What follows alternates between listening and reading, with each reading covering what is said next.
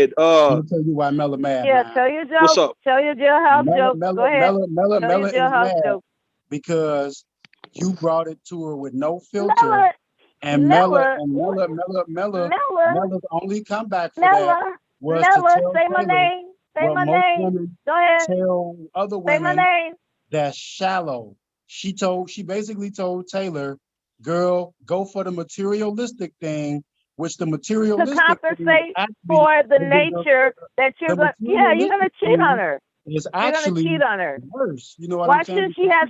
Telling Why her,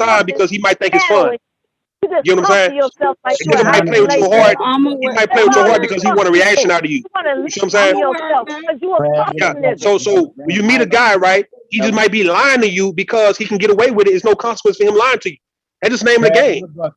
You got Tay, you got dudes who will sell you a dream because he just want to get some pussy though, right? So if you're not willing to fuck him because you want to fuck him, don't give it up because of what he's saying. So like always just want to fuck a dude, man, because that's what you want to do. Remember Just that? always want to Say fuck a guy. pussy for me. So anything you do with a guy, You make a sure fuck Tay nigga, is what man. you want to do with him. Can't nobody That's all it take comes you down to. seriously. Nah, man. Can't nobody Make take sure you seriously, Tay, whatever you do with a guy, make sure you want to do it, not because All you want to do it. men will cheat. All Don't men will sacrifice. cheat.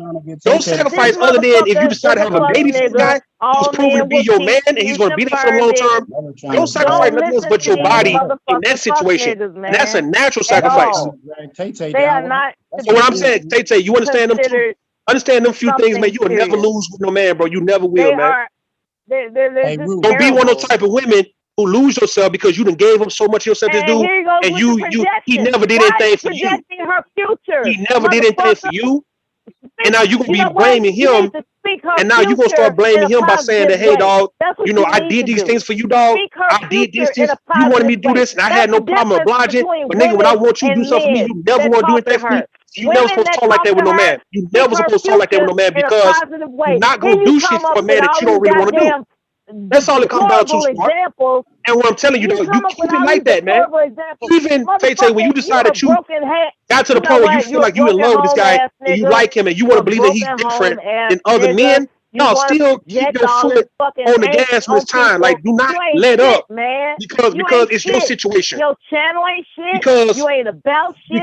You Tay trying to Tay, get your because you hair want to together believe in like this it's nigga. some No, shit. he needs You to be ain't proven at shit, all man. times. Come on, As man. long as You he ain't dealing with shit, you, man. he need to be Come proven on, to you at man. all You ain't times, man. shit. That's all it come down You to. ain't shit, The man. moment he feel like he don't You need to ain't prove, shit, man. and you let him make it, You the and moment, your that's the loud moment he gonna ass get comfortable microphone with your ain't ass. shit, man. That's the moment You and his your ass gonna take loud you for ass granted. microphone That ain't is big shit. facts, man. That's go for any Your man you loud dealing ass with. microphone It's just a ain't natural shit, reaction. nigga. And when a woman let us get You're comfortable and not doing projecting certain things that we did at one something point, upon then we're gonna her take her for that granted it hasn't naturally. happened That's all it because come that's down what to. you want to happen to her.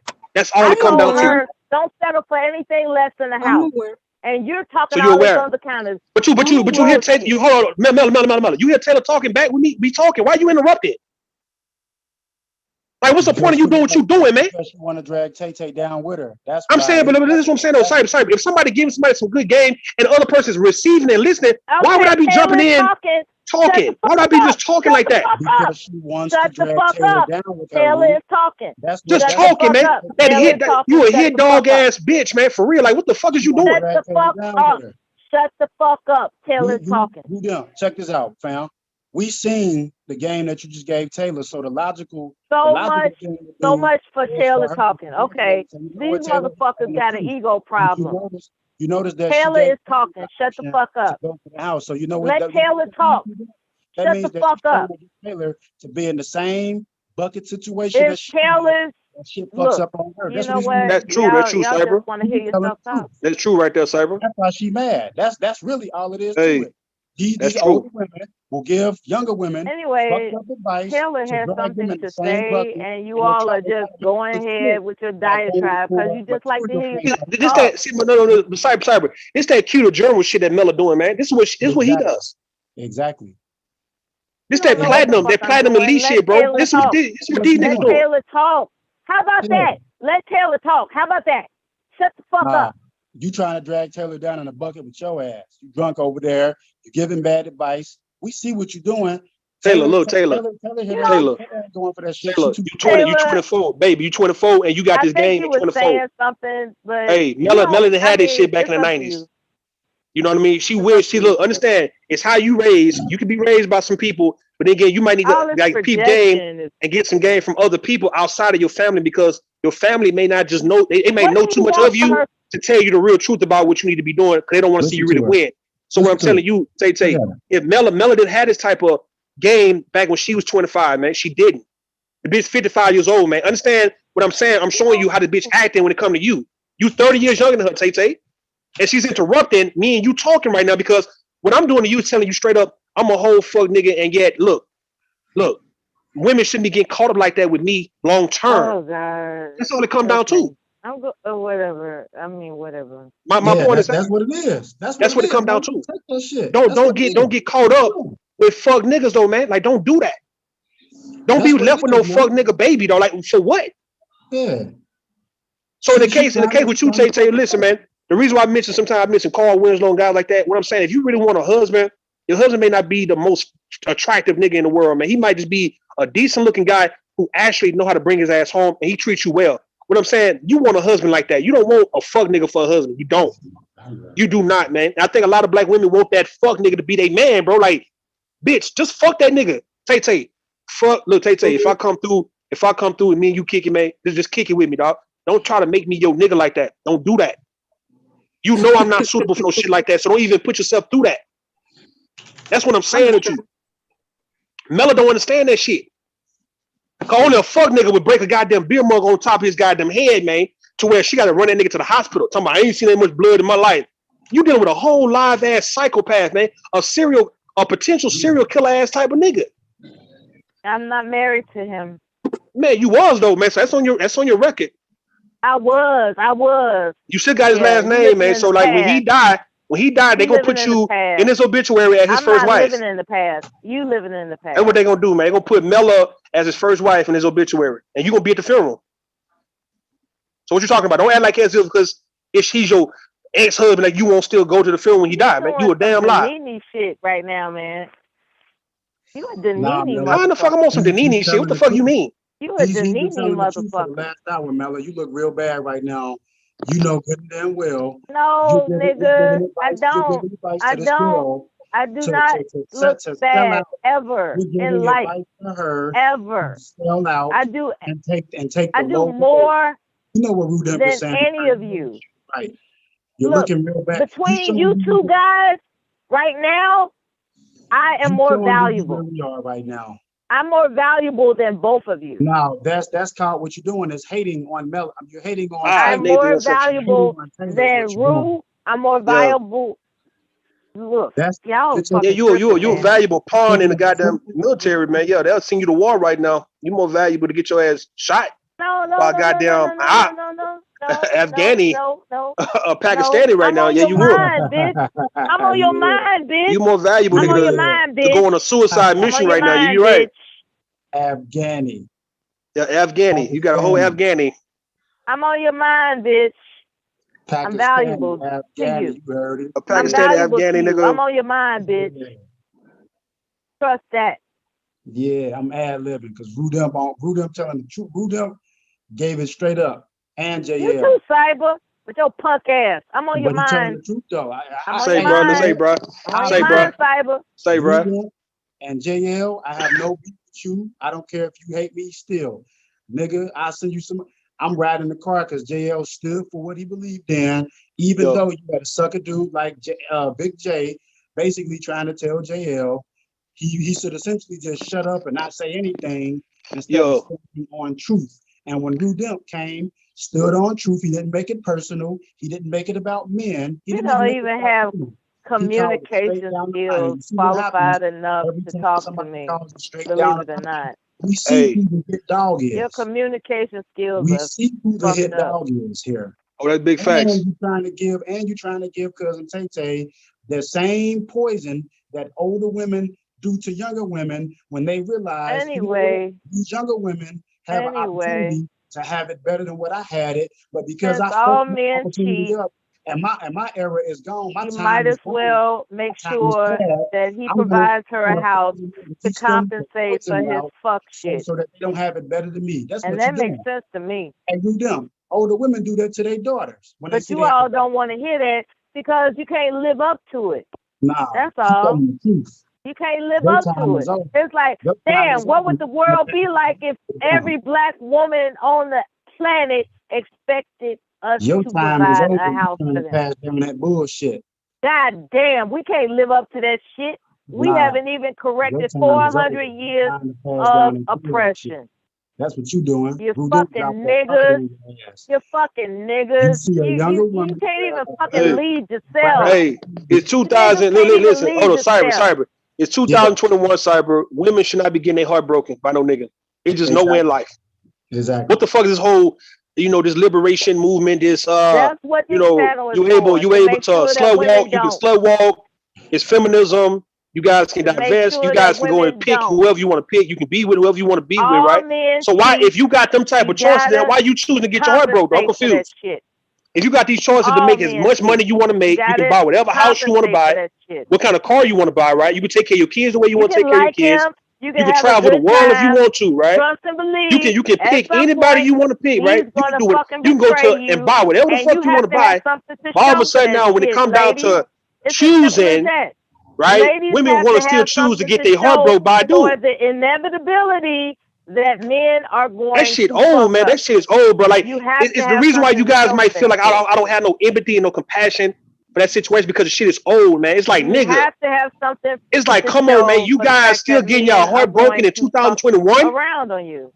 You still let a nigga break your heart? No, you still, everybody in your family that had their heart broken about some nigga. You letting a nigga break your heart in a day's time with all these money making opportunities. That's how I know a lot of you women ain't really. You're not up on your money. Because if you was, you wouldn't be focused on no dude, man. That's how I know a lot of women are very disingenuous when they act like they want to put love over everything else. Nah, nigga, if you was making $100,000 every goddamn year, let's say if you was making $500,000 every year, your ass would not, trust me, your ass would not be worried about no fucking nigga. You wouldn't be online. That's why I can't look, Cyber. What I'm saying, Cyber. If your dick always come at a woman like that, bro. Any one of these women in the chat room, anybody on the panel, look, man, if you was making $1 million a year, would you be caring about what a nigga doing with his day though? Are you for real?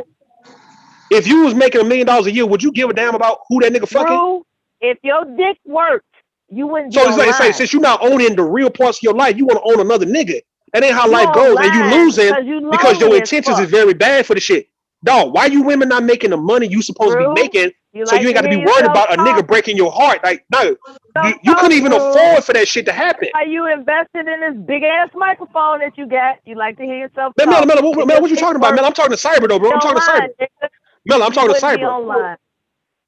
Mela. I bet you are. Mela, what do you have to do with what I'm saying to Cyber? Tay, gonna make you 100,000, 200,000. I promise you, when you making money out, you not worried about no nigga, man. You're not gonna worry about what a nigga doing. I mean, for real, dog. Like, come on, man. Like, you know what I'm saying? It's true. That just life, man. You want Chipotle? I'm just living life right now, trying to get my shit together. I'm not. It's called. You live in life, but it's prioritizing, sweetheart. Listen, take care of what you need to take care of in your life, man. You're not gonna be worried about no nigga. You're not. Only broke chicks, only chicks who ain't got nothing going for themselves be worried about what a nigga doing. You worried about what this man doing? So hold on. Talk about. Out of all things you could be doing right now, you focus on who he texting, who he calling, who's calling him, who's sending him pictures, who he's sending pictures to, who he meeting up with. This is what you worried about. There's no way in life you'd be worried about that if you made like $1,000 like right now. You wouldn't be worried about that nigga and what he's doing. You wouldn't. I'm just saying, man. I'm just saying, dog. I'm just saying, man. My thing is, if people listen, man. You say what? You giving her some real good advice. Like I know we like tripping and bugging, but I honestly, in my heart of hearts, Tay is smart, and that's why I like Tay. Even though I joke at her, call her dry as fuck, she can be dry as fuck, but she's smart though. Too smart. She got a head on her shoulder, and I think honestly, Tay gonna take the women's side on some things, but I think honestly, when rubber meets the road, Tay is gonna be like, fuck that bullshit. I'm gonna make the best decision. So I know she will. Yeah, true that. It's kind of like when you got competition coming up that, you know, when that day comes, you know you're gonna be turned up. You know you're gonna go all the way through it. No matter how tired you get, no matter how injured you may be, you're gonna go through it and you're gonna see it through and you're gonna come out on top. So I understand. I hate what you're saying. Tay, when she is faced with this adversity and this challenge, she gonna stand strong because she just knows she'll be a damn fool if she falls victim to this shit. Like she know that she deserve whatever she get if she let a nigga play her like that, bro. Like for real, nigga. Like, come on, man. You don't want to be no baby mama, nigga. Not at all, man. 2-time baby mama and shit. 3-time, 4-time, man. Come on, man. You ain't trying to be in that game. That's not a good game. If the women told you the truth, they'll tell you, look, sweetheart, that don't feel good, man. Having a nigga baby. Look, Tay, having a whole nigga baby and that nigga don't want you. Hold on, man. Like, come on, he loving the baby more than he love you, but you the reason the baby here. Like, how that feel, man? And then you got 2 of them like that. 2 different dudes. You done had babies for, you done damn near died for, and went through the whole change. And he can say, fuck you, you bitch, you ain't shit, my baby mama trash, my baby. He can talk bad about you like that. I'm not saying you won't be talking bad about him, but that's how you end up, though. You end up being handled wrong, being mistreated by a nigga you gave a baby to. Now, you don't want to go through that, man. You done seen too many go through that. Yeah. It's too many, man. Too many, dog. And all them got a pathetic story, bro. It's nothing good about the shit, bro. It's nothing. You got to call the nigga to come get the kid. You got to call him so he can check on the kid. You wonder why he not picking the phone. The kid's sick and you need help, and you here with this baby 6 months old crying like baby a year old. The baby 2 years. You stressed. You can't use the bathroom. You can't have no peace. None of that shit, dog. You gonna really pretty much have to come up off of a good 14, 15 years before you get any kind of little peace. But you'll never be peaceful because you're a mother. So, I mean, even if your kids become grown, when they become grown, you still gonna be worried about them. That's what it is, though. You can be worried about what they doing every day when they 30 years old. But like, you ain't gonna have no tay time if you having a baby now and you have another baby by another nigga 2 years from now, and you got these little small ass children, and you sit up in an apartment, a 1-bedroom apartment and shit, with no food, and you still gotta go to work. So yeah, you can't even spend time with your babies like that. The nigga can't come through. He ain't coming through at all. Like, he just ain't picking the phone or none of that shit. He come around every now and then, but then you have to beg him to come over and shit. Man, come on, man, stop. Yeah, that's too much. I'm not doing all that. Stop, man, stop. You ain't fucking around like that, man. That's too. Nah, you ain't got to go through it. You ain't got to go through it, man. You don't. Hell nah, nigga. Fuck that. Stressing. That's a stress right there. Cause not really so much that nigga. In some cases, it's like the situation. It's like, damn, what Tay gonna do now? Cause the food ran out, and yeah, of course she can be on government assistance, but yet the lights about to go out, man. All right, she can still be on housing, but it's like it's not comfortable.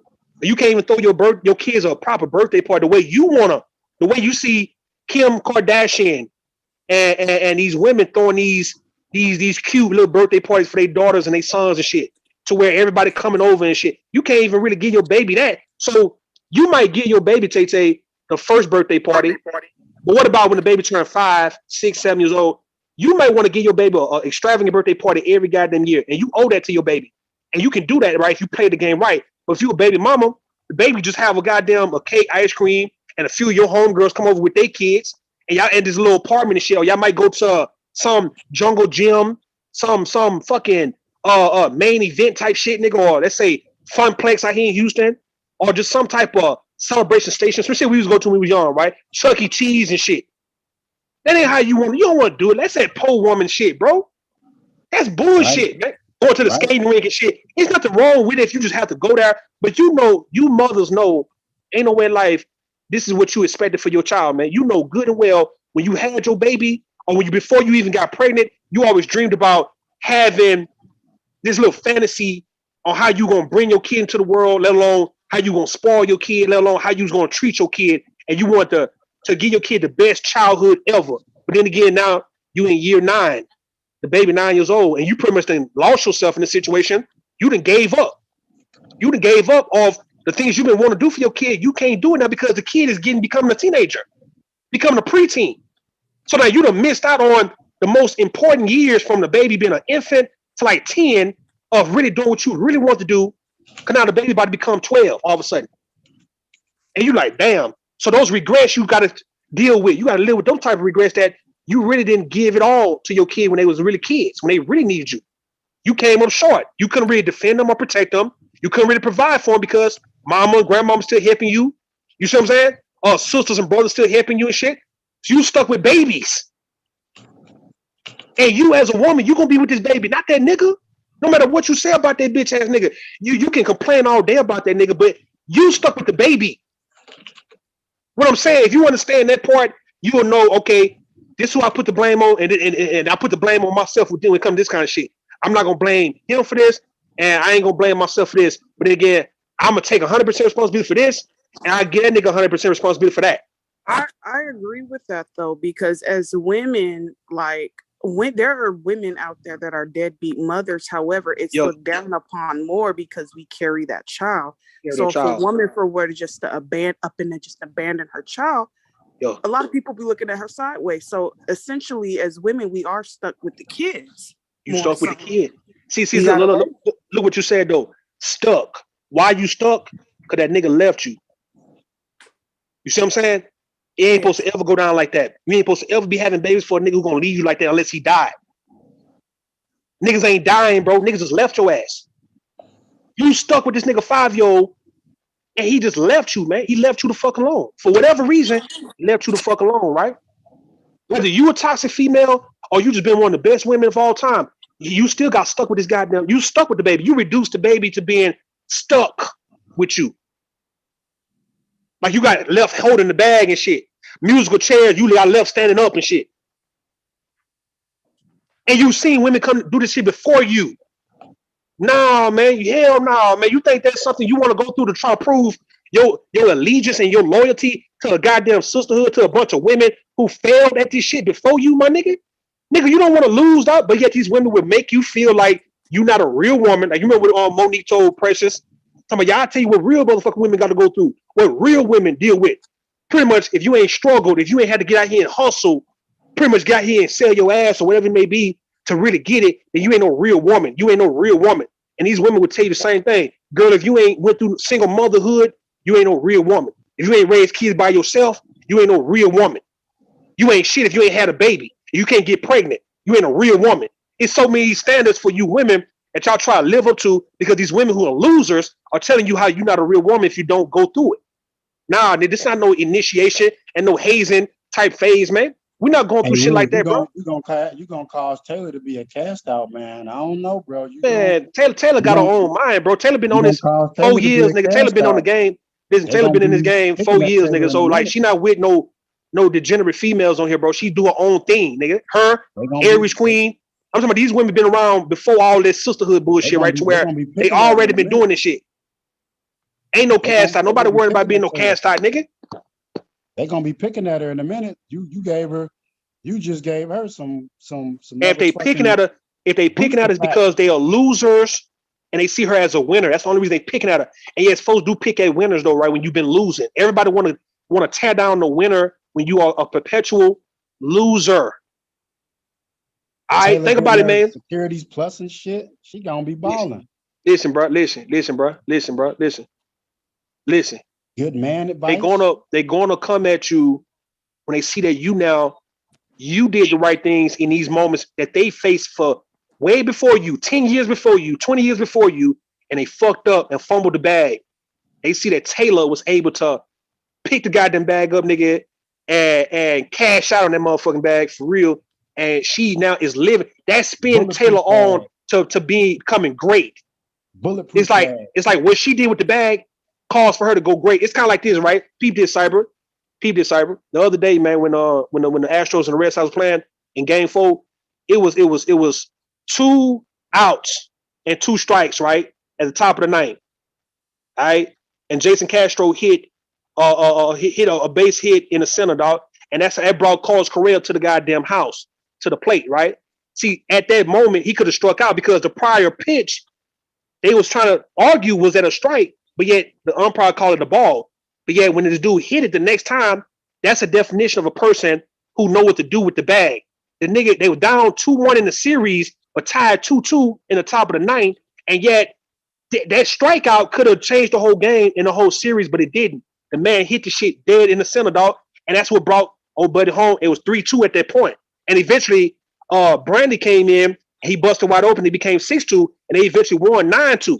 Well, what I'm saying to you, that's what you do with the bag when you get it, man. And who you think is going to be okay with Taylor knowing how to do what Jason Castro did in that moment? Nobody gonna like that shit because why? The Red Sox had to lose because of that shit. Right. If Jason Castro would have struck out because he did a wild ass swing, then the Red Sox would have won that game probably, and everybody would pretty much been happy in Boston. But no, nigga, they was in Boston and they had the whole crowd quiet in the motherfucker, dog, with that hit, nigga. Niggas had to go home. That's the sisterhood, nigga. That's a bunch of women who trying to pull against a woman who can actually win in these type of situations. Yeah. The whole crowd is pulling for Tay-Tay, who's right now is away. She's away because she's not with them, and they want her to fumble because the moment she fumbled, the moment she strike out, now they're going to embrace her with open arms, bro. You do not want to be a part of no bullshit like that. I don't give a fuck if you are a woman. I don't give a damn if you might need to benefit off of what women do. That ain't what you want to be a part of if women are pulling for you to come over here and lose so they can feel better by them losing. All right? And therefore, you just welcome to the sisterhood now. Hey, welcome, Cousin Tay-Tay. You welcome. Hey, come on in, man. You fucked up. You got pregnant by a nigga. The nigga ain't with you. Come on over, man. Come on over and join the goddamn squad. Join the club. Because we ain't hitting no shit, and you just fucked up your life, so therefore now we can deal with you because we can trust you. Why, Tay-Tay? Because you can never get fly with us, because if you did, we can bring up how you fumbled. See, right now, Tay-Tay can really shit on everybody in the space right now if she wanted to. She could. She could, though, but she wouldn't, but she could, though. And that's what that right there, that possibility, that potential is a threat to the majority of women who've lost in life when it comes down to what I've been saying. And yet they know that they're going to always feel this way, knowing that if Taylor continue to make the right decisions in life, they're going to always have a stick up their goddamn ass, bro. They're gonna always be uneasy when they come around Tay Tay. They're gonna always feel naturally intimidated by Tay Tay. Why? The Tay Tay ain't fucking up like these 3-time baby mamas, nigga. These 4-time baby mamas. These are these women who niggas don't want to be around. These women who done been married and niggas done straight up just left your ass for another woman type shit.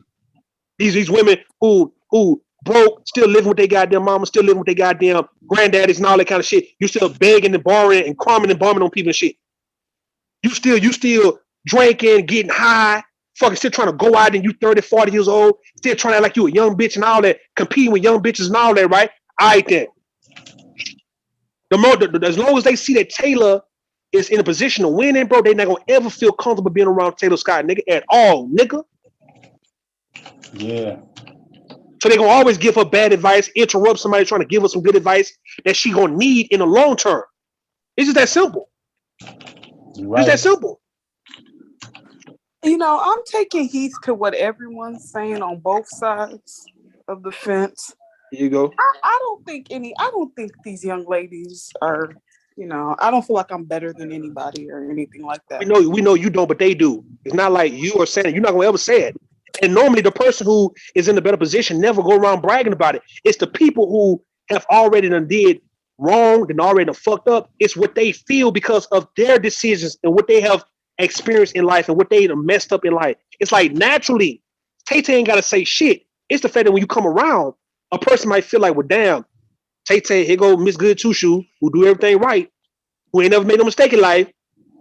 He should go hear the judge and be condescending. They're gonna automatically put that on you. Why? Simply because you didn't fuck up. Yep. It's just that simple. That's how it goes. So the more you quiet about it, the more they're gonna take offense because you ignoring them. And if you were to clap back, they all gonna gang up on your ass because you winning. And now you got the nerve to say anything, so now it's more of them than you. Yep. So you should never defend yourself because you're winning. That's how women think. That if you're winning, you have no reason to be trying to defend yourself against a bunch of losers, right? So like let these losers get their shit off on you and you take it, Tay-Tay, because at the end of the day, you can go home winning. You're gonna go home as a champion. They gonna go home as losers. So right now, if they jump you, Tay-Tay, and beat your ass, you're not supposed to ever pull out no pistol and shoot at them. You ain't supposed to do none of that. No retaliation because you was winning and they gonna hold that to you. Hold you to that. Little sweetheart, you was winning. You winning. Why in the fuck are you retaliating against a bunch of losers? Yes, we're gonna beat your ass, we're gonna jump you because it's our frustration being let off on you because we fucked up when we was 24, but you not fucking up at 24, and we can't stand that because we wish we can go back to 24, and that was like 20 years ago. So how in the hell you gonna stand up and say enough is enough? Let me say my piece, let me say my part, and yet I'm these women gonna respect you for having a voice. Nah, nigga, you don't deserve a voice if you already been winning. Your actions should speak for you. So unless you just want to go ahead, Tyler. Go ahead. I'm saying this is what I'm saying. The fact that she's winning they will always bear the scar until they're in the same position she is. So that's why the game you just gave her right there, and she don't have to retaliate. They will always bear the scar of winning as long as they will always bear the scar of losing as long as Taylor winning. Like that scar will never heal. That's facts. You know what I'm saying? Like, so that's I know. The more Taylor win, the more it's like she picking at that scab. That way it look like. Yeah, exactly. And she don't have to do nothing. But as long as her situation stays consistent, that scab that women will have stays the same. Until their situation matches up with hers. And then now you got other women that's like, oh, you fuck you too. And it's like, okay, whatever. But my situation is better because I'm in a situation where I don't have stress, I don't have worries, and she's in control. She doesn't even have to set her mind on that she's in a fucked up situation. Really, that's what really, to be honest, because I know it's true. The women have a code. It's just like the men, we have a code too. Like if we don't got nothing in common, men will kick it, say what's up, hey, what's going on. But if I'm kicking it at the juke joint and Rue don't really kick it at the juke joint like that. But Rue come around and say what's up. I'm gonna say what's up to him.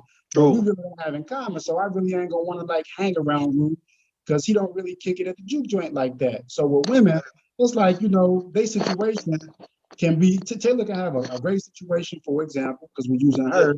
But the other women, they clubbing, bubbing, Taylor will go out to the club with them and kick it with them on occasion.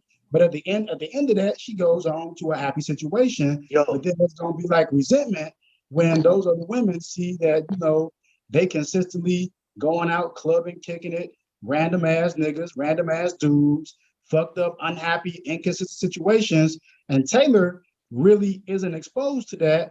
So it's gonna be some resentment because they're gonna be like, damn, you know, this bitch, I ain't call you no bitch, Taylor, but I'm just saying, this bitch over here with this good ass situation, I'm over here dealing with this bullshit, and they don't want to necessarily adapt to maybe the strategy or the way that Taylor is benefiting in her situation, which is just basically could be just choosing a certain type of guy or requiring certain things from her guy, and the guy's, you know, being faithful to it because he wants to be in that situation with Taylor.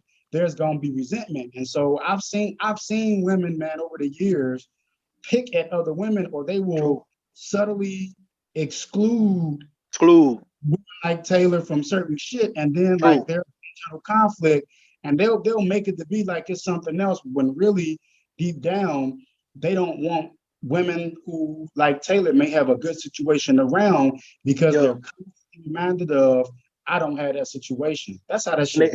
And they want Taylor to be feel guilty, be ashamed for not fucking up. And when she don't want to, comply and roll with that, then it means she's not. No. If she don't want to, it means she's not empathetic. Sisterhood. She's not sympathetic. She's not considerate. Right. She's not needy. Right. She's not one of the sisterhood. And then that's where that exclusion comes in, that where it's like, oh, you supposed to understand it from a woman's point of view. And she's gonna be like, yeah, I understand it, but you can have better control over your situation, but you don't want to. I'm with you. I'm your sister. I'm just not gonna go to that branch. You on a branch where it's breaking and it's falling off, and I can't go there with you. That's how this shit work, man. You giving her some real shit. And the fact that other women who would try to make her feel guilty and ashamed, what that shows that if they was in her position, they'd be doing the same thing. Yeah. Right? That's the reason why they acting away, because they not in her position. If they was in Taylor's position, they'll be really the biggest assholes, the biggest bitches running around here, dog. But they not. That's the reason why they gotta kind of like be humble, because they life to humble them to a certain extent. Because if they can go back to being 24 and actually do it the right way, I mean, maybe that's the reason why it didn't happen for them, because maybe the good Lord, right? The good Lord saw this shit coming. The good Lord saw into the future and said, you know what? If any one of these belligerent, these wild, bellicose ass type of rabid dog ass type of females, man, who are just mad at the world, man, just hate everybody, bro. If they did it the right way when they was young, but them folks would be hell to deal with right now, man.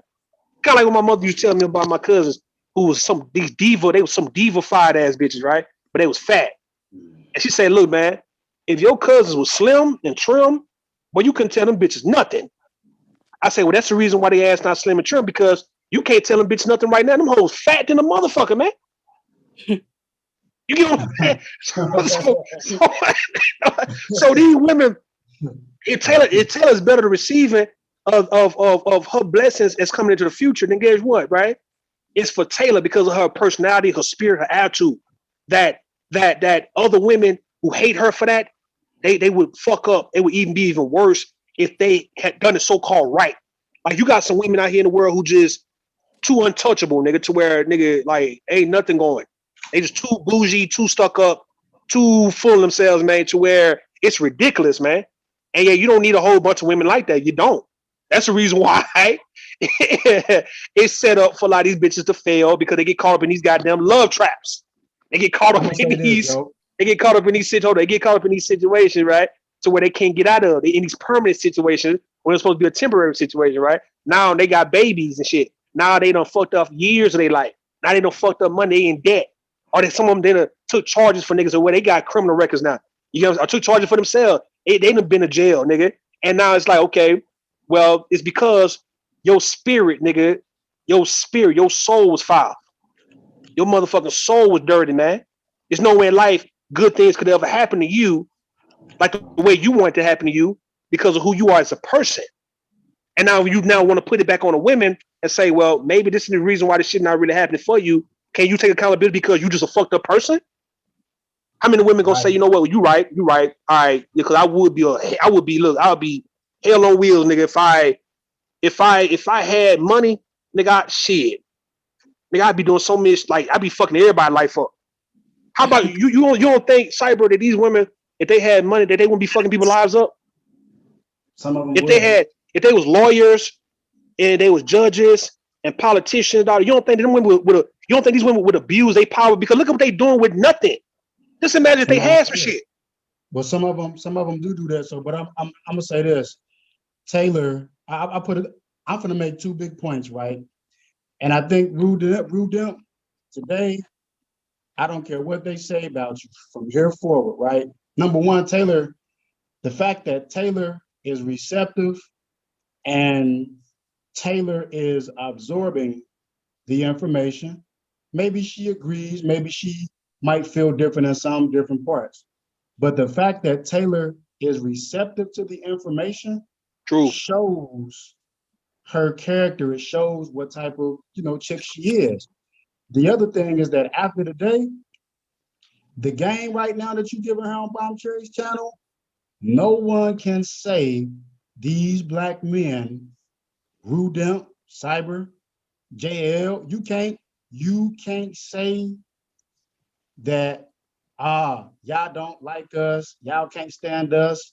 That's over, because if you call what Rudimp is saying to Taylor in honesty right now, if you call that deception, that means you are really deluded. Like, nobody can refute what you just broke down to Taylor, and myself included, and Rudimp.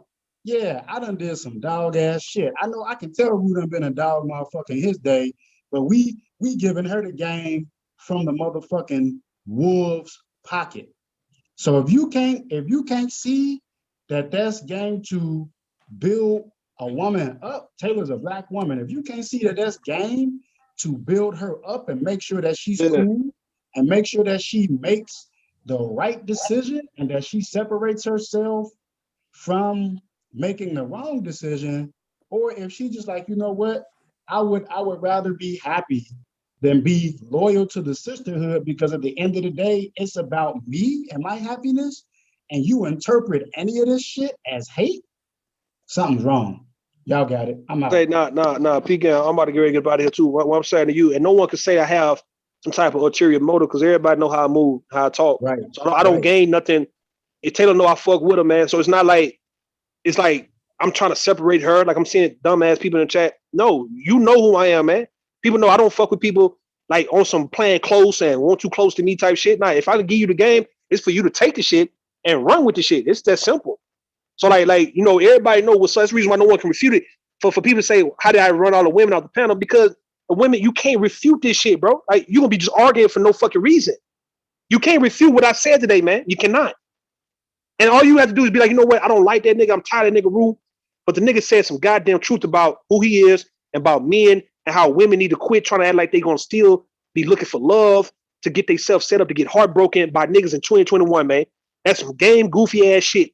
If you're a fully grown ass woman, still getting your heart broken, dog. That's all the gist of this conversation. You crying about nigga cheating on you and all that. You want to know why niggas cheat on you. You ain't got to even ask these questions no more, dog. Take control of your situation. Ooh, so turn. Hold on, turn. Take control of your situation as a woman and say, you know what? I've learned. Maybe some guys got away with it in the past, but a new guy now get away with that shit now, bro. Like, all right, I fucked up because I didn't know. Because you really didn't know. Now your ass know. Now what you gonna do to show? Why in the fuck are you women still running around here trying to talk about how some nigga broke your goddamn heart? Why is that even a conversation for women? Like, what do you think you're gonna gain from that? You got your heart broken. If a nigga do this to me, I'm gonna do this. I'm gonna kill him. I'm gonna whoop his ass. I'm gonna smash the shit out of him. I'm gonna let him know, nigga, before I go. And all that he done.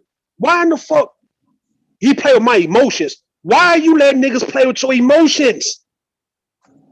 Like, what are you gaining from that, bro? Why you don't look at it as a woman and say, look, man, if you're going to give up anything, you need to get something out of it. You need to benefit from why you giving up shit. You giving up your emotions, you giving up your heart, then what are you getting in return? Because if you're coming up short, how about you acknowledge that that's the reason why you kind of feeling empty and you fucked up, because you came up short. Because yes, giving up your emotions and your heart is powerful. But you know deep down it's a regret there, and you feel bad because you knew deep down you weren't supposed to do that.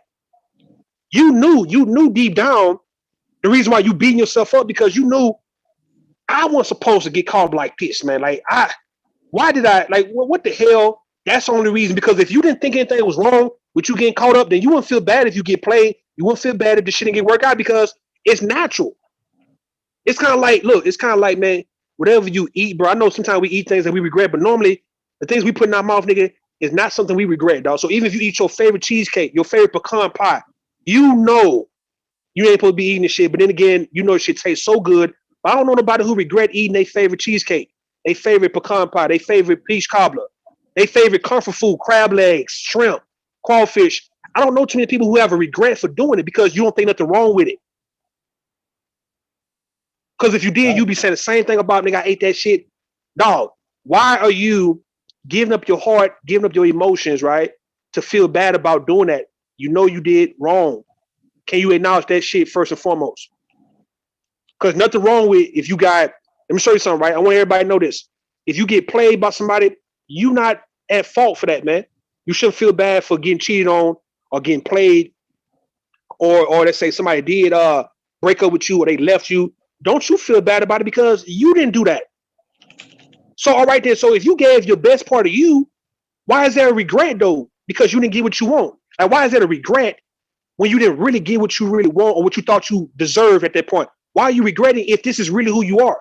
If I give somebody some money right now, nigga, like, I'm not feeling bad because me and that person might fall out next week. Okay, nigga, I gave you some money because I didn't mind giving you the money. Nigga, like, so the fuck what? So come on, man. If you feel like your heart and your emotions that precious and should be protected, how about you protect the motherfucker first? How about all you women, if you want to sell it to me and any man that people should handle you with care, how about you handle yourself with care first? You need to be guarding your heart. And we ain't saying putting up walls to where you ain't let nobody in. We talking about, like, when you engage with people, you guarding yourself to the point where I'm not letting no nigga play with me like this. Like, okay, I can enjoy this dude. I can have fun with this guy, man. I can like him. But I'm not finna give up no heart or no emotions until probably later on. He gonna really have to get this out of me, man. Fuck that. But I would get a nigga, I would have all the fun with this dude and chill with the guy. I ain't gotta take heed to nothing he's saying to me to try to get me caught up over him. Him talking sweet to me is not gonna get me caught up over him. But if I enjoy the nigga, I enjoy the dude. Now, when you talking about this, me giving my heart up, that shit gonna take about 3 years, my nigga. It's gonna take about 3-4 years for me to start talking about giving my heart up to you. You dumb motherfucking bitch, man. You giving your heart up in 6 months for what? But your heart's so precious, right? Your emotion's so gold, but you can give it up like it ain't shit. How in the fuck you giving up this type of shit to bullshit niggas anyway if you want me to believe that this shit means so much, it's so valuable to you? Because your heart ain't valuable to your goddamn ass. That's the reason why that nigga know it. That's the reason why that nigga play with your goddamn shit. Because if he knew how valuable it was, he wouldn't play with it. If that nigga knew how valuable your heart was, the nigga would not play with your heart, my nigga. It's like if he really had your heart in his hand, like he was a heart surgeon, right? Performing heart surgery on you. The nigga not gonna play with your heart. What heart surgeon do you know be playing with people's hearts when they, gotta open up their chest, nigga? Don't nobody do that kind of shit. So you done pretty much let nigga become a Dr. Charles Drew on your ass, performing open heart surgery on you, and he taking your heart out your goddamn chest, and he playing, pretty much juggling the shit and shit, right? And you laying there dead like a motherfucker, right? You unconscious, you out of it, and you hoping he return it back to you the way that he got it, or pretty much add something to it. And if he don't, you think you gonna come up from out the dead, right? You a dead bitch. How you gonna do anything to a nigga who got your heart in his goddamn hands? You can't do shit. You dead, bitch. What the fuck? You on the table at this nigga mercy. So if he return your ragged ass heart back to you though, man, and the shit patched up, the shit nigga is missing, nigga, the shit is goddamn, it ain't the same size, man. The shit done been reduced. Now what you gonna do about that? You can't do shit. But so your response is, I'm gonna whoop a nigga ass. I'm gonna kill a nigga. I'm gonna beat his motherfucker ass. I'm gonna get him locked up. I'm gonna press charge. Man, shut your stupid ass up. Shut your stupid old ass up. You old ass, dumb ass bitch. Shut your old ass the fuck up, man. With that, what you gonna do to a nigga play with your heart and who you that you didn't find valuable enough to protect, and you gave it to a motherfucking nigga. Yeah. Dumbass bitch. Now I'm out this motherfucker. I'm gonna holler at you out later, man. Y'all take it easy. Yeah. So yeah, I got much. I got much. What happened, yo? I just come back. Hey, now, Rudem, I got a lot of respect for Taylor. I joke at you, but hey, he just gave you some shit. Jerome Whiteside. He wasn't talking to Taylor, because Taylor not old. No, he wasn't calling her old. He was. What happened? At the women who basically try to sabotage giving women good advice and not just giving them shallow. Wait. When were we up here giving people advice? You weren't. Nobody was up here giving advice. We were just talking. He was aiming at BWS. He was aiming at Mella.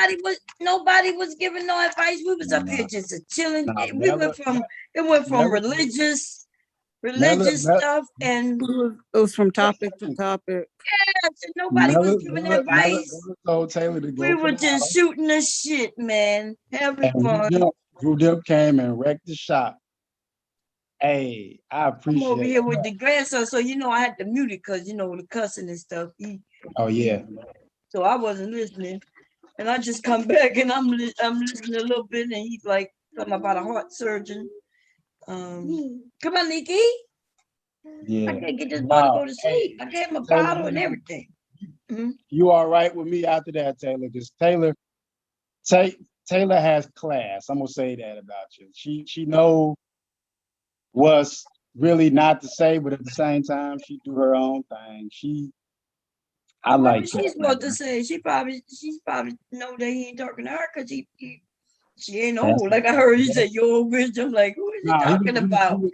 I'm confused. Now he was giving Taylor. You'll see it on a playback if you listen to it. He was telling Taylor really some really good things, and I was just saying. Oh Lord, I heard him say something about a heart surgeon. So what about the heart surgeon? He left before. He was just making an example. He was giving an analogy. Yeah, an analogy. I did hear when he was talking about not just giving your heart away. So I can kind of agree with that a little bit. But what I disagree with is, like telling women to be with a man for 3 goddamn years. Fuck that, ladies. Don't be wasting your time with nobody 3 years, giving them everything except your heart. Hell no. Give that nigga 3 months, maybe. Hey, Mella. Mella came back. How you doing, Mella? I'm all right. What happened, Mella? Mella got roasted. Roasted? Oh, no, you trying to be messy. Nah, she did. She got roasted real good. She took it. Give me this, Nikki.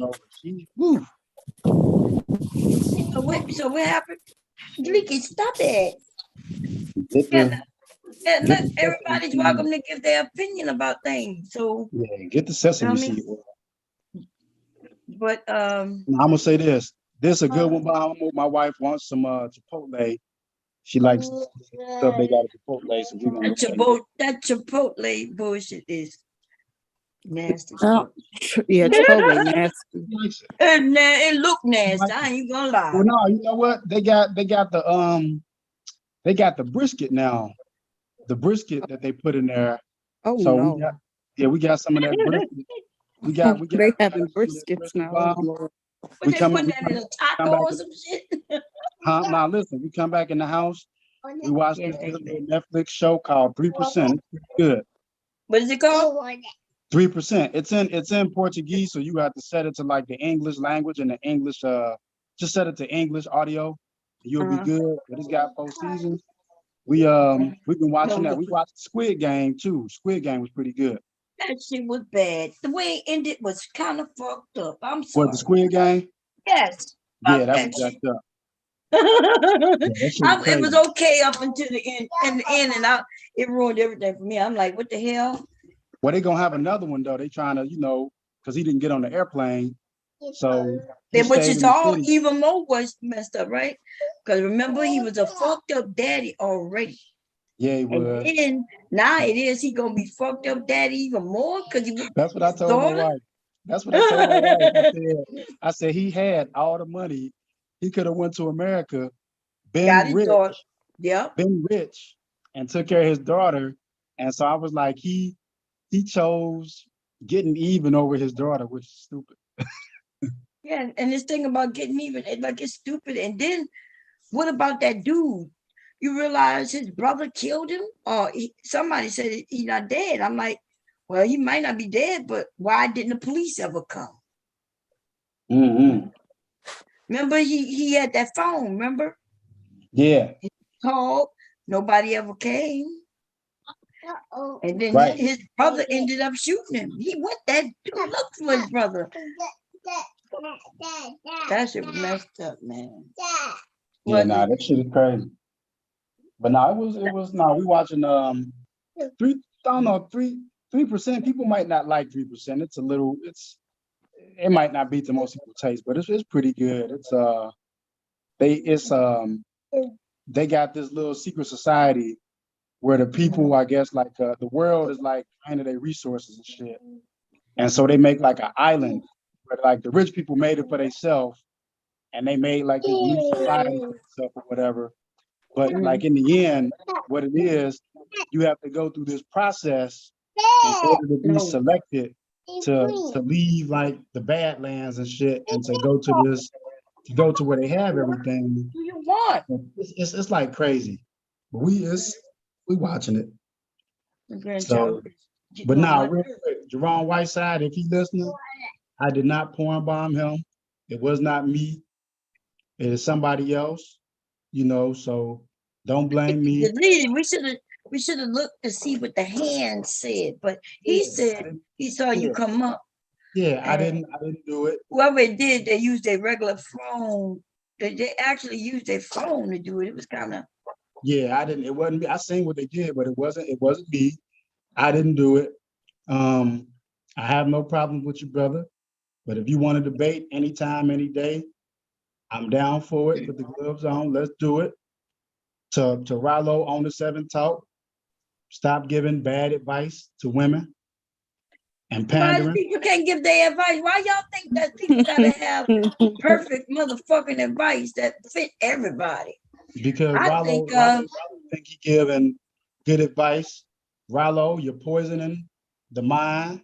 Stop poisoning those women's minds. The minds of what? And then so Black Woman Spear, like when we as women give y'all insight to what we think and how what it is, usually y'all tell us we lying. And then when we tell the truth, y'all, you know what I mean? Then y'all want to come, ooh, don't tell nobody. Don't suggest that.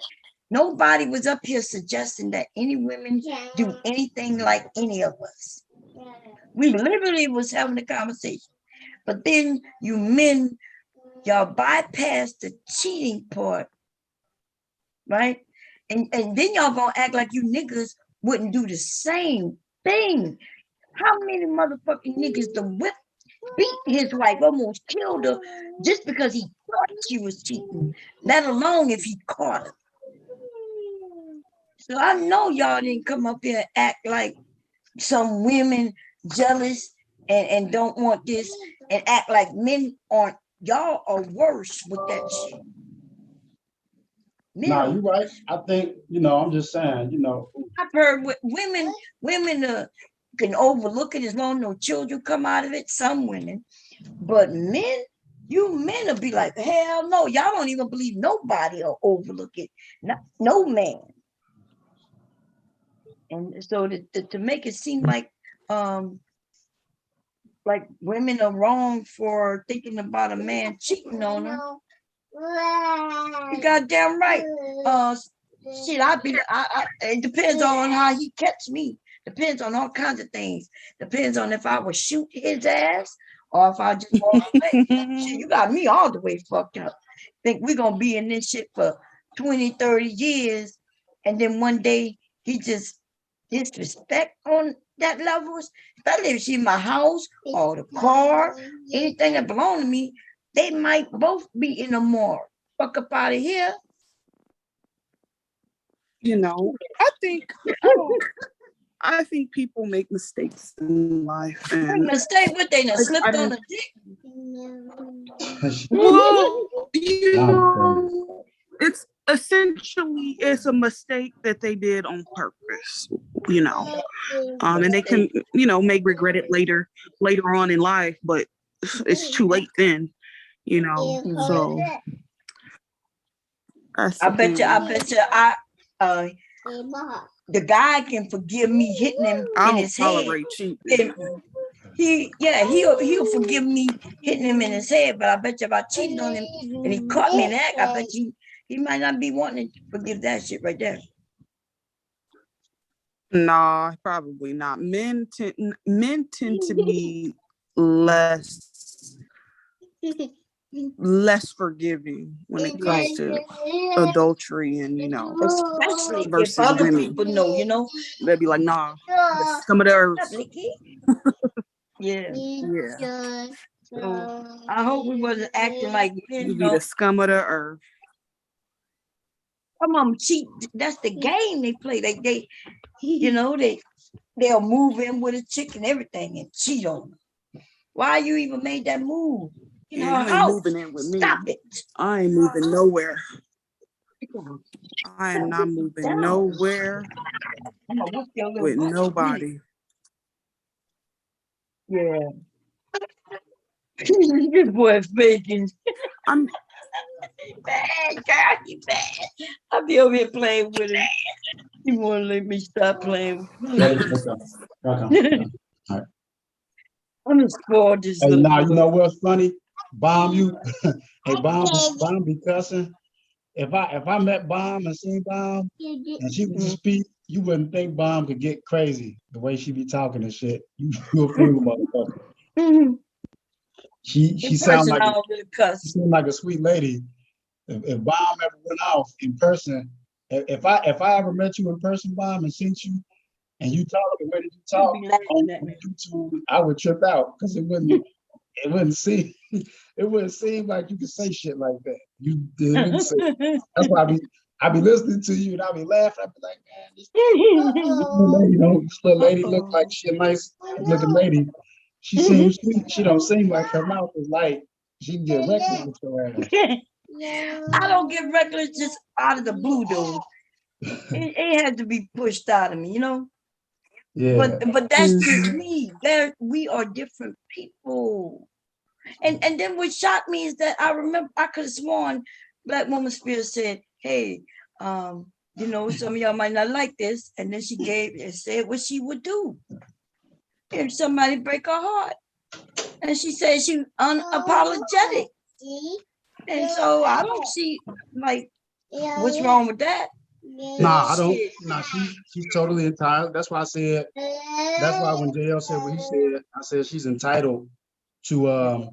They're both entitled to that. And my whole thing was Big J basically, essentially telling JL, just don't say nothing, even though what he said it was valid. It may have rubbed or come out the wrong way. He could have probably said it a different way, which wouldn't have drew no pushback. But he was just like, oh, just don't say nothing. Just don't say nothing. He could talk. JL know he could come up here and talk, but he did kind of do that kind of messed up. You know, it made it seem like everybody up here was on the same page. He made it seem like somebody was teaching young women to do this. The various women who spoke gave their different perspective on it. Right? I heard what her name? Who was up here? Wasn't you, Taylor? Celeste? No. Who said that? Oh no, it was Mother Earth. Mother Earth said, no, I don't, you know, use.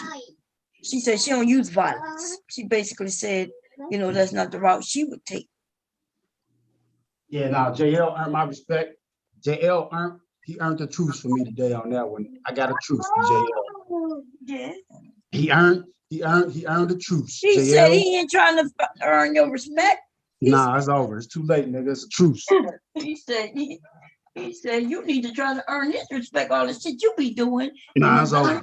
It's a truce. I got a truce with JL today. No more war, JL. I don't care what you say now. Did he mess y'all? Who think that this dude is trying to be messy? You trying to be messy? No, I'm serious.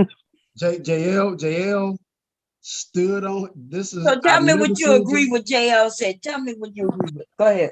Well, no, I just agree with the fact. I know what JL was trying to say, and he wasn't trying purposely to be like he wasn't trying to tell women what they should do. He was just trying to say, I don't think for younger women who would hear that, who really probably aren't as mentally and experienced and developed as a woman at BWS's stage is, I don't think that if they heard that, they would be able to make the same logical choice as to what is right. Or come on, why y'all not keeping it funky? Right? Like JL said, listen, do you think if any of us say something on right now, that there's some young woman who gonna go and say, yeah, Bomb said, whip his ass. Are y'all serious? No, I don't think they would. I knew what JL was trying to say. So that's why I was with him on that, because he wasn't trying to create a dust up. He was just really trying to say, hey, yeah, but I asked you a question though. Do you think, because look, by now the young lady, or even if she's a young girl, let's say she's 16, by now she done saw whatever she saw in her family, however they would handle the other women or the men. And you think they could come to a YouTube channel and hear us say something and then take what we say and put that shit into action? Are y'all serious? I would say yeah, because remember we had remember that discussion we had about guys like Boy George. I mean, my fault. I mean, guys like Psycho Candy. I mean, that's guys. I asked about girls. Let me not about psycho niggas. And and then that's Boy George. I mean, Psycho. I mean, my bad. Yeah. And so now we had a similar discussion about. There was a discussion elsewhere about a young girl like Let's See being potentially being potentially impressionable. Oh my God! So you think Let's See is impressionable? See, you be playing with that young woman. I don't think she is. They were just using the concept of her being a younger woman. You know, I mean, because but she's young, but she's not the only young woman over here. No, she's not. But I'm just using the example.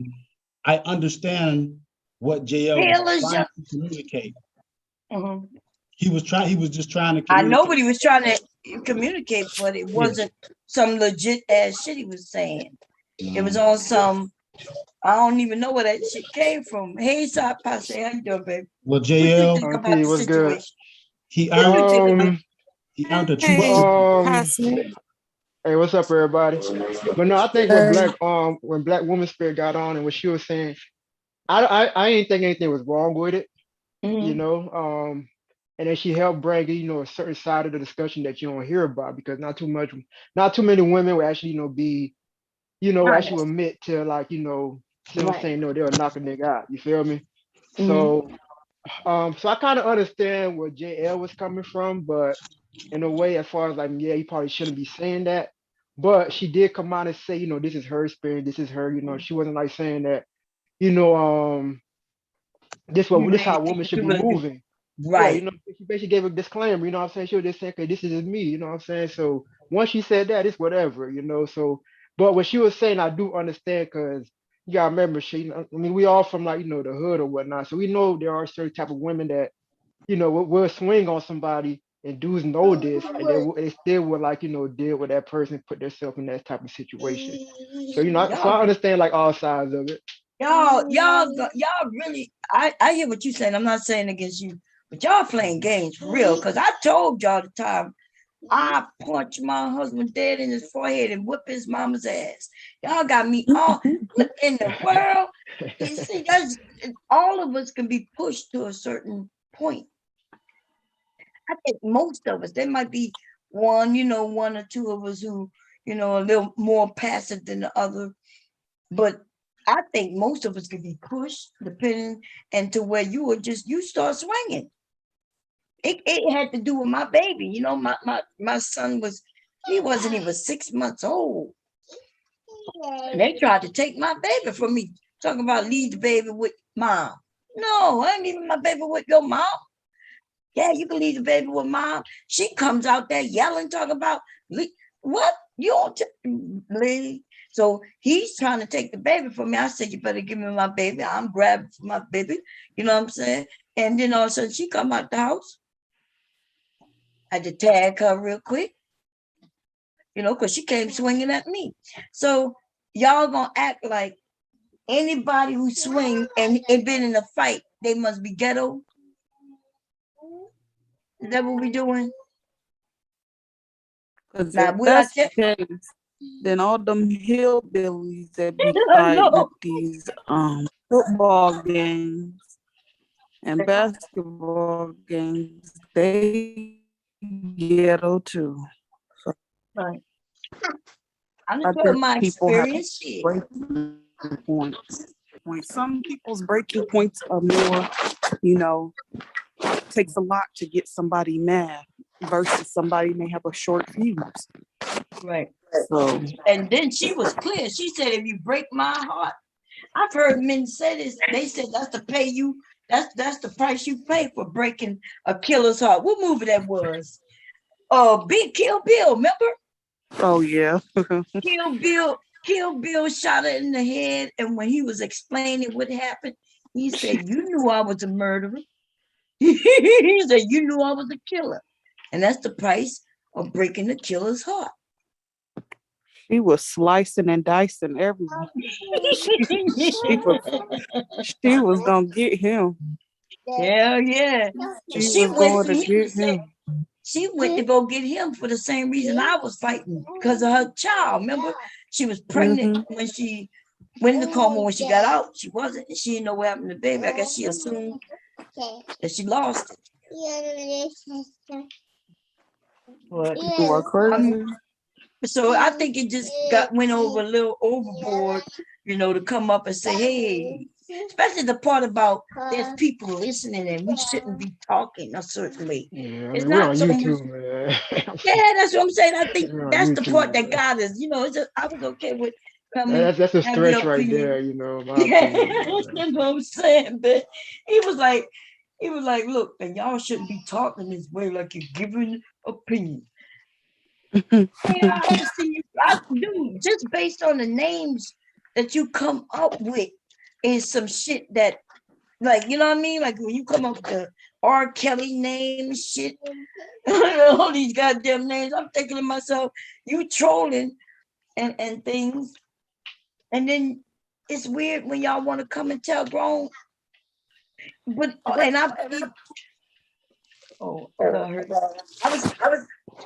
Go ahead. I'm sorry.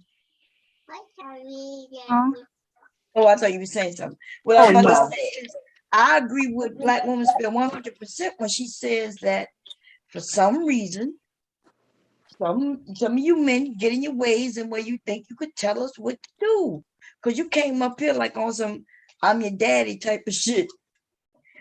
What you think? What you think, Taylor? Because I know you're a little more, you're a little more fair. I guess I'm fair. I thought I'm fair, but I did kind of was like taking it back a little bit. What you thought about? I think people have a bad habit of telling people how they should feel about certain things as far as what they've experienced, as if it's not valid. And like I said before, people respond different ways. So just because you shouldn't put, I'm a proponent of don't put your hands on nobody, keep your hands to yourself. But there are people that, if you, depending on how severe the transgression was, they gonna go upside your head, or they gonna square up with you and fight you. And they're acceptance, and they're acceptive of whatever the consequence is, you know. I mean, Black Woman Spirit, she stated that, you know, she told her significant other that she was about to whoop his ass and shut the door behind him.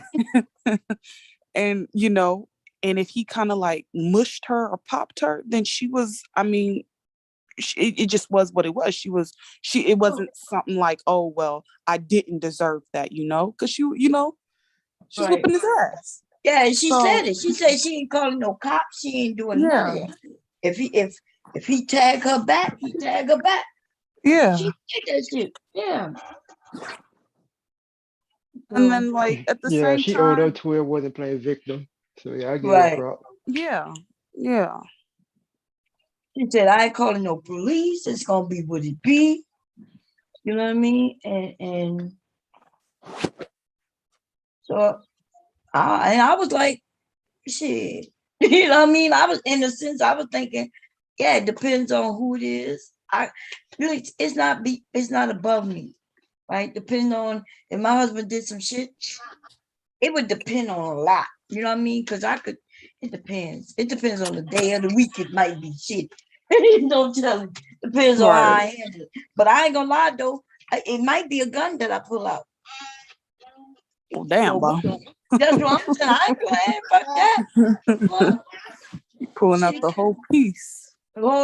Everything. Cause he, like, you know what I'm saying? Like what? Nigga, I could have been left. You know what I'm saying? Shit, you ain't even got to lie to me. We could have had a whole conversation.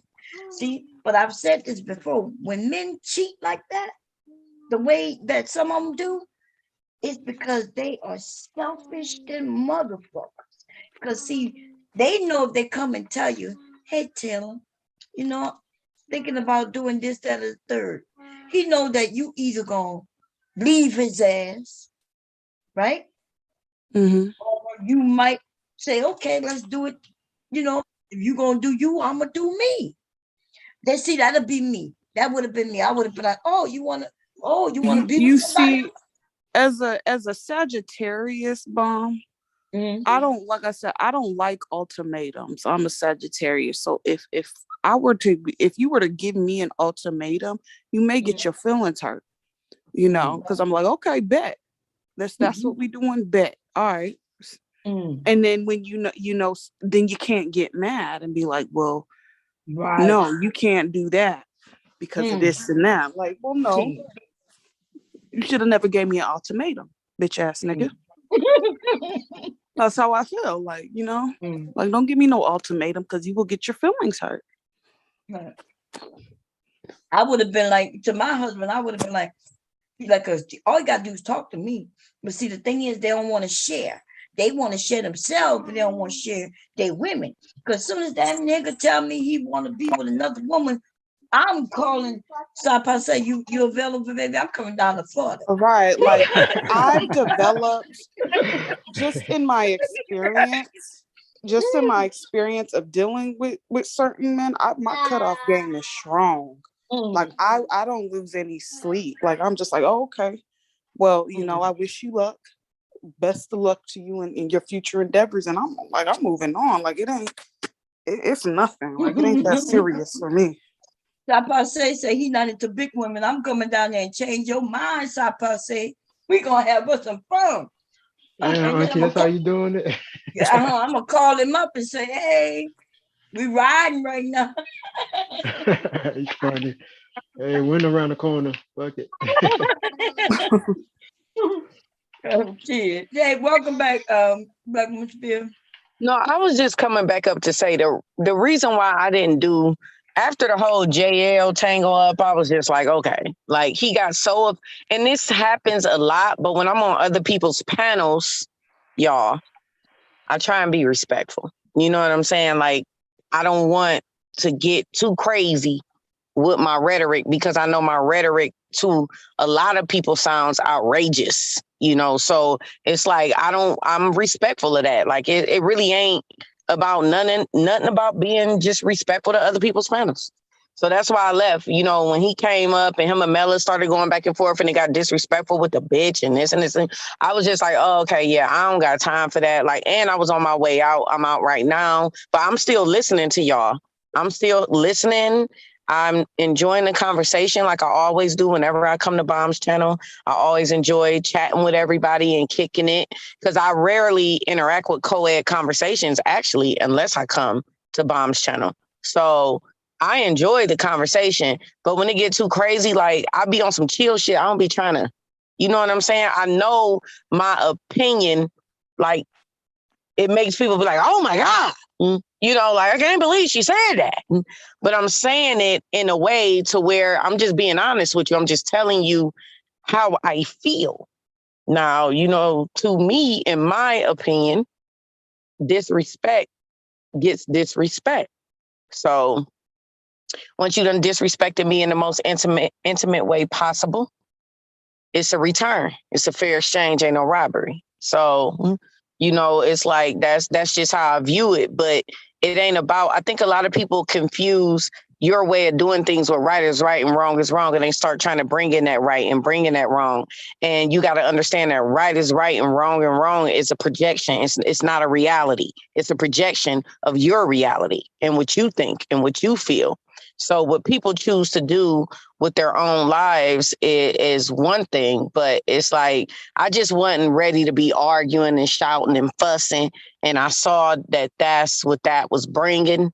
So that was the reason why I stepped down, on top of the fact that I was headed on my way out. So I was just like, yeah, I ain't trying to do that. You know, I ain't trying to be arguing about how I handle somebody cheating on me. You know what I'm saying? Like, like you know, it don't even make sense to be trying to describe, you know, somebody done did you wrong. Now you got to be all on your P's and Q's. Hey, Scott. That's right. I'm on my way back in. Okay. But No, you're yeah. right about that. Yeah, I feel like men expect for you to explain away, you know, when they done did something crazy. And, you know, now they want you to, you know, just, you got to be this cool, pristine, you know, ladylike individual when they done totally went crazy. And it's like, nah. Like, no, I'm going to respond to you exactly how you gave it to me, bruh. And you can say what you want to say, but those like I said, those consequences and those constraints that men love to place on women, I'm not dictated underneath. So I don't feel no way. I don't feel bad. I don't feel nothing. I just do what I want to do. That's it. You in? Thank you. Okay. All right. Yeah, the men say that they want us to what they say, take accountability. So you was like, yeah, I'm taking accountability. I'm whipping ass. Yeah, I mean, it is accountability. What's up, Jess? Yeah, it is accountability. It's just ain't nobody really caught up in that whole idea that men think women are caught up in still. Like, you know, you don't get to come in and daddy me down, because that's basically what it is, a daddy down. They want to come in with their little, you shouldn't be doing this. You should be a pillar of the community. You should be showing women. And it's like, nigga, shut the fuck up. You ain't even doing that shit yourself. I'm doing what I want to do, and that's what I'm going to do, and it ain't nothing you can say about it. It's just that simple. And that's all I said. And I never came in with the right is right and wrong is wrong rhetoric. I came in with what I'm going to do. That's it. In fact, you said if I'm correct, I thought you said most of y'all are probably not gonna do this or like this, but this is what I would do. You said, because most of the women disagreed with me. They was like, no, I'm not doing that. No, like most of them disagreed with me, and I didn't feel no type of way. You know what I'm saying? Because I already know I don't place patriarchal blueprint consequences upon myself. I don't let men dictate and define how I should respond to complete and utter betrayal and disrespect. I don't. So they can come with all that, you did, all that, you know, they be sounding more crazy than we do when you really think about it. So it's just like, they want you to be like, no, I'm going to sit still while you do this. I'm going to put my head down. Oh, it's my fault. I should have made a better decision. It's my fault. Nah, please. It could be torture, right? If A man, he's playing like he not cheating. He looking you in your face every day, all day. You know what I mean? When he come home from work and shit, looking you in your face and shit. And you might have some suspicion. So you might ask him, no, almost driving you crazy. I've seen it. I had a girlfriend, she thought she was going crazy. Because she had a sense that he was doing something. You know what I mean? And to where he had her convinced that he wasn't doing nothing. She thought she was going crazy. Come to find out, this dude was straight up cheating on her. She caught him. Yeah, it was just like, it's just, I think that people need to understand a lot of times, like, because with JL was under, I think he felt a certain kind of way because he felt like people didn't come at the other dude like how they came at him. And it's just like, I think he don't understand that people may have felt like they can have a conversation with him. They couldn't with the other. You know, with you, we could possibly have a conversation even if we disagree. You know what I'm saying? But some people you can't have a conversation with, they just flat out disrespectful. You know what I'm saying? So it's like, who trying to do all of that, man? I know I wasn't. Not in my good wig on this good Saturday. I wasn't trying to do all of that. You know what I'm saying?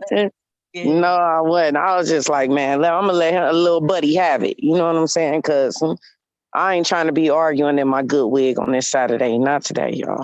But I understand the conversation and how it went left and how everybody got, you know, in their feelings. Like this is primarily the reason why I hate joining panels sometimes, because I feel like I changed the trajectory of the conversation, and then people, you know, start wanting to speak very passionately about the things that they, you know, think and feel. But to me, that's the power of these panels. That's the conversations we should be having. And we shouldn't be leaving these panels upset or feeling like somebody owe us something, some type of apology. I'm so sick of the apology movement on YouTube. That whole, you need to apologize. It's like, no, you ain't got to apologize to me. You said what you said. You know what I'm saying? Like, no, but yeah, I understand what you're saying. Big J, you want to add something? Yeah. Has Rude left? Yeah. Thank you. As Cyber left, I'm okay. I don't see Cyber on the good. So let me say it like this, because I don't want my blood pressure to go up. That's why I left. Okay. What you said is right though.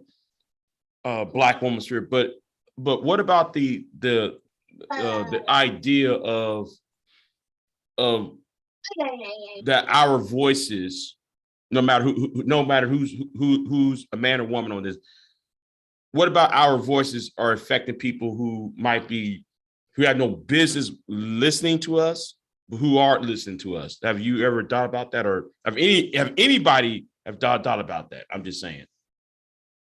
I mean, is you saying that when we state certain things that people just gonna run off and start doing them? I mean, I understand what you're saying, but what I'm saying is that there's a cause and effect for everything. That's science. That's, you know, that's how it goes. If you betray somebody in a way, you know, which your idea of betrayal may not be my idea of betrayal.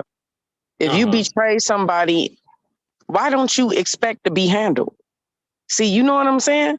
See, it's men literally do whatever they want to do, and they never expect for women to respond to what they do, because women have been taught to take the high road. They have been taught to be ladylike and don't respond to it. That is not me. And I hold myself under no consequence. So I get what people are saying, but what I'm saying is that my intentions from the start are always pure. So anything that happens after that, you betray me in any type of way and my intentions was pure. However I respond to that is how I respond to that. And whatever consequences come, they come. And I'm going to accept them like a woman. It's just that simple for me. It ain't about explanation and going on and on and on and on and on and on and on and on. It's like y'all be looking for stuff that just ain't, it's not typical behavior. It's not. It's a cause and effect to everything. You create the cause, I'm gonna come with the effect. So line it up, and I'm gonna shut them down like dominoes. So it's not about, you know, getting all into that righteousness and all of that. Like, people be thinking too big on it. No, somebody fucked you over, so you responded. Well, I mean, is that not normal? It's Well, quite normal, and well, in well, fact, well, cheating. well, I always been told, well, Big J, you're being angry again, Big J. You need to calm down, Big J. But I think why is being it? cussed out by Big J is a rite of passage on YouTube, because Big J was the first person to cuss me out on YouTube. The first. I never And told I Big J to don't even calm take it down. serious no more. Big J always gonna cuss you out. I mean, that's just, I cuss people out all the time. So, and they're gonna cuss me out back. That's why I don't flag videos. See, cause and effect. That's a simpler way of proving the cause and effect theory. Like, people cuss me out, and then I may cuss people out for doing stuff in my chat. When people, one of the things that's my pet peeve is people dropping links to other channels in my chat. So I cuss people out for doing it, and then they get in their feelings, and then they go do videos on me, and I don't say nothing. I don't flag them. I don't do nothing. I've never flagged anybody for doing a video on me. Never. I just let them do it because I probably said something that pissed them off. So, like, they're making it seem like you said something that we never see in society. We see this shit happening every day on both the male and female.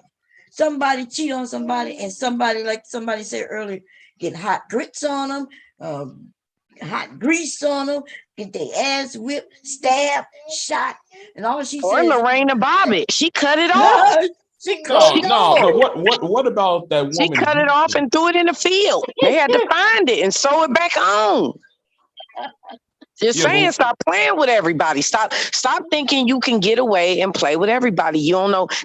She cut that man penis off, threw it in the field. They had to sew it on, and he said he ain't had a proper orgasm since.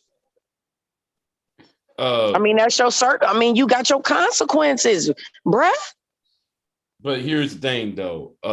You remember that case when it happened in Houston, when the old girl, she ran over her husband twice with that. No, it wasn't twice. It was like 4 or 5 times with her BMW. You know, he was a dentist. He was cheating on with the orthodontist and shit. And he went outside, and she went ahead and ran his ass over with his daughter in the back seat. Yeah, that shit. Yeah. I understand that there's consequences, but you know, but there's also, it's kind of like, I think men are afraid of the consequences, because it's like, if you go to sleep, I can get some hot water, throw it on you, and then beat the shit out of you with a broom. And you wouldn't even know what's happening because you was asleep. Y'all sleep real hard. All we got to do is fuck the shit out of you, put you to sleep, get some hot water or hot grits, put it on you, and beat you to death with a broom. But it's like though you want men to just be scared of women, though. No, not be scared. It's just have some consequence. Just know that there are consequences. Some women apply consequences. The other women have been taught to say, that's beneath me. I'm not going to do that. I'm going to take the high road. I don't have time. Then it's a demon seed like me that's going to really do the most. So it's just different women out here. That's it. Okay. Yeah. But see, I think what the men tried to do in this conversation was make it seem like we just need to be running around beating men up. No, nobody said that. Women were saying, if you did something, this is the response. So I understand that. Men have been killing their wives since the beginning of time for infidelity, but you don't understand that on the behalf of women, though. I fully understand it. Understand it. It would be one thing if we would. Yeah, it would be one thing if you would say, "Hey, ladies, if he cheat on you, whip his ass." You ain't say that at all. You just said what you would do. In response to it. Yeah, a lot of women. Big J, and it's sad. If y'all would ask many women what would they do, a lot of them might say the same thing. Some would just say, look, I'm gonna just leave his ass. But I think it depends on how long they've been in the relationship. Like, are they married? Like, did he, you know what I mean? Did he go out and cheat and get her pregnant? Like, did he cheat in the home, in her bed? It depends. All kinds of shit factors in. Yeah. And they want you to completely disregard your emotions, your feelings, your raw emotions, even though women, risk the most by having these emotions. So it's just like men just want to negate those emotions and say they don't matter, and it's not betrayal.